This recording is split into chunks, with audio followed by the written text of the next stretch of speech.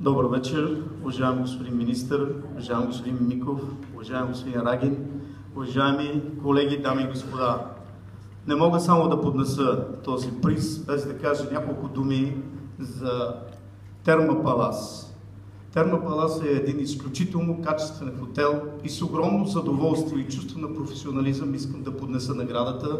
Инвестицията е за 10 милиона евро, която беше изградена в рамките на 2 години.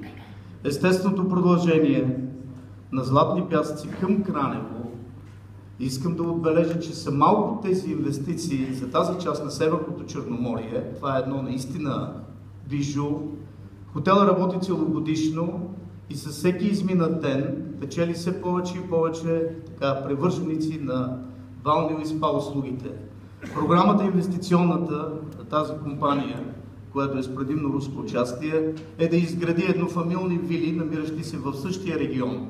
И по този начин да се обособи едно наистина качествено място за целогодишен туризъм.